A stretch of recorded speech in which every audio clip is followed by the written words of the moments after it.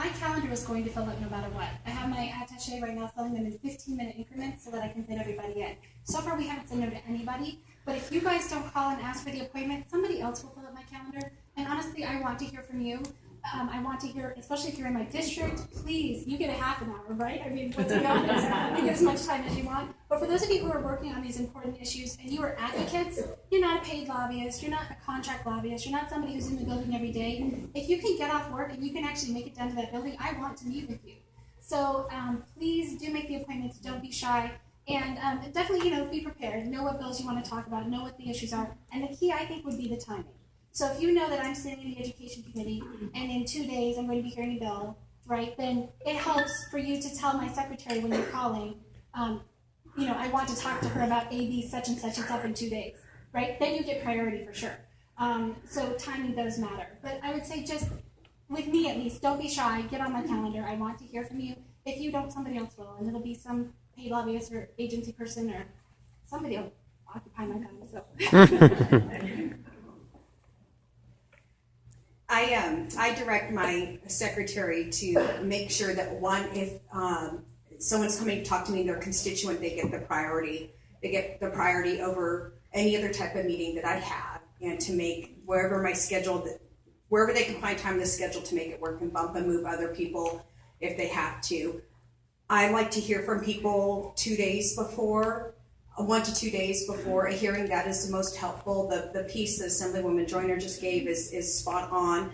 If you call the office and say there's a bill coming up in front of her on in Health and Human Services, and here's the bill number, and I really want to talk with her about it, that is the best way to schedule a meeting. Otherwise, I'll look down at my schedule and I'll have a meeting and it'll have a name, but I won't have a subject on there. And if I'm going to meet with you, I want to make sure that I've read the bill that you care about, so I know exactly what you're referencing, and we can walk right to the issues that are concerning you for the bill, and I don't have to sit there and kind of take notes and think, I don't even know what this bill is. I haven't read it yet, or I read it, but I'm not quite sure.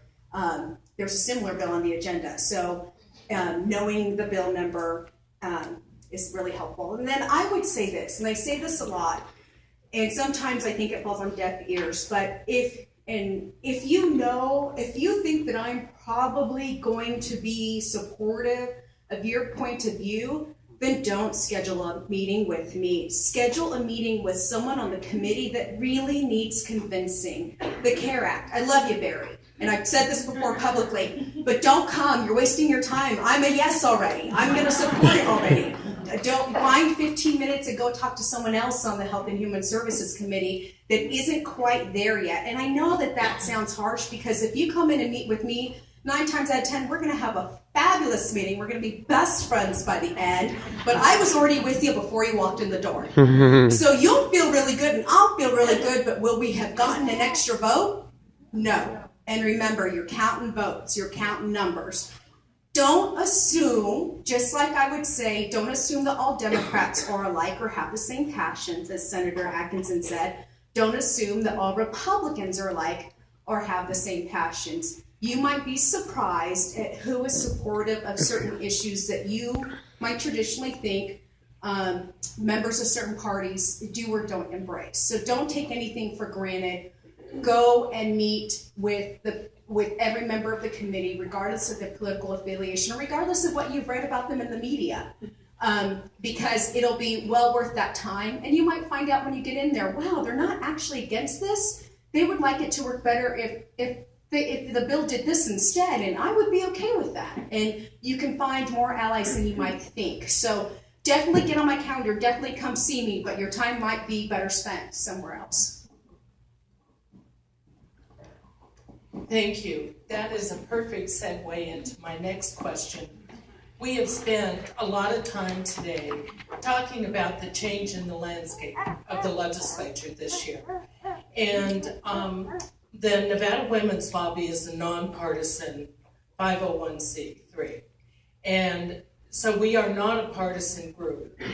But many of us in our affiliates and our coalition partners in this room today feel that we're under attack with the minimum wage prohibition bill or constitutional amendment that's in the absolute onslaught against collective bargaining and working families. How do you find this environment? Senator Atkinson, you already alluded to it. You have some time on Tuesdays and Thursdays now. But how are you finding, we don't want to be partisan, we want to work with everyone, and we always have in the past. But how do we deal most effectively this session when we feel those kinds of bills and proposals, economic justice, what they're trying to do, blow up PERS, that hurts seniors that can afford it the least. It hurts incoming future employees for government, and it destabilizes the current benefit plan that some of the active workers are in right now. And so it just seems like it's all coming from every corner. If you feel that way, jeez. Absolutely. You couldn't have said it better. I think I'm not partisan.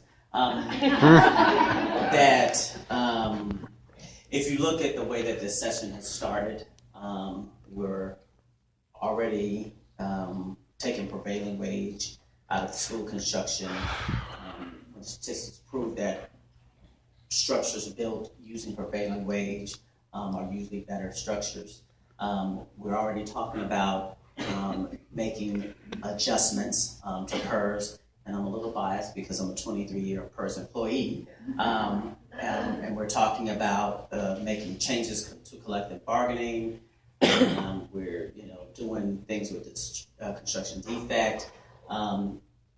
And I believe that the other side likes to say at this point that the Democrats are whining, and that the Democrats are upset that they are passing an agenda that we don't necessarily agree with. And I like Senator Spearman did a very good job Friday when another senator in our House got on the Senate floor pretty much and said that. And my thing was this, and I said it, and I said it on the Senate floor, and I repeated it this last Friday when I was kind of called to the mat for it, but I believe that prior legislative sessions, I believe that we have tried to take a less of a partisan tone. And as I said, if this new majority had any inkling of trying to not make it partisan, then why, when we walked in on the Senate floor, all of the Republicans now sit on the right of the room, every last one of them, and we are all positioned on the left. And I said that it's Washington, D.C. style politics right here in our own state. They weren't happy that I said that, but that is what it was, and that is what it is. But then we have to look at that. But as a result of that, you're absolutely right. All these other things are under attack, and they believe that these are reforms that they have been wanting to do for decades, and because the Democrats had control in both houses, that we stopped them. We stopped them because they're not good policies. Let's just be real.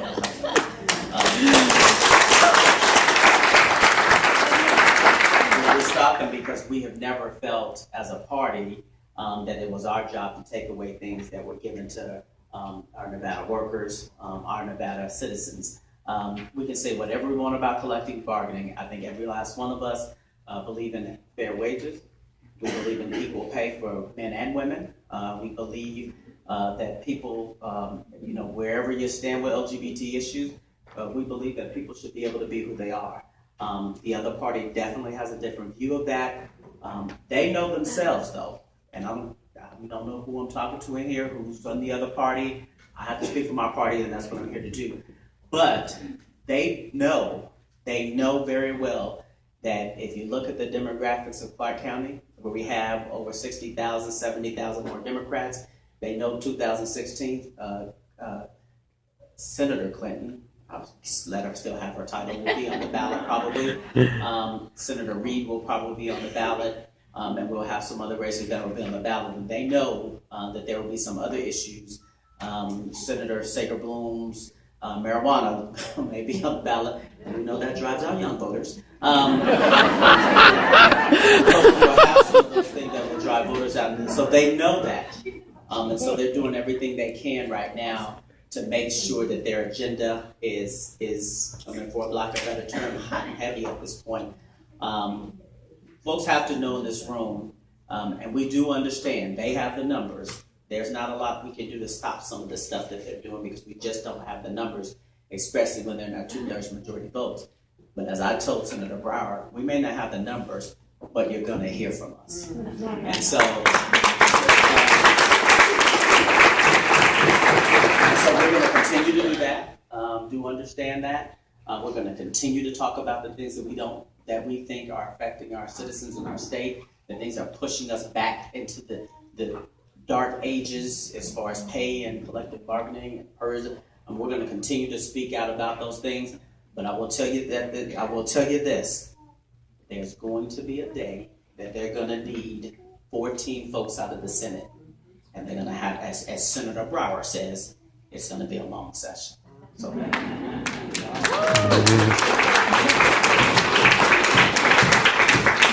Thank you. Actually, I get this question a lot when I'm just out in the streets with my neighbors at the trash can and with the principal. Like taking the trash out. I've had a couple of these conversations and folks just say, it's so hopeless. It's so hopeless. What are we supposed to do? Folks give up, right? And they think, well, we're going to lose this session. We might as well, what's the point of just going down there? And I would say absolutely the opposite, right? Please make them feel uncomfortable. Please, we have to lay down our markers that they are on the wrong side of history. We may not have the votes on some of these bills, but please come testify and get your story on the record. Meet with them, kill them with kindness, drip with honey, and tell them how, in your life experience, you think that that's the wrong decision for them to make if you know that they're against a certain bill. I think more than ever, we need folks to turn out. It was beautiful the other day when we had our PERS hearing. We had 4 rooms full of people saying, look, you're on the wrong side of history if you're going to mess with PERS, right? Now more than ever, we need all of that on the record. So I would say it's a perfect time to be active, put it all on the record, make them feel uncomfortable because they are on the wrong side of history.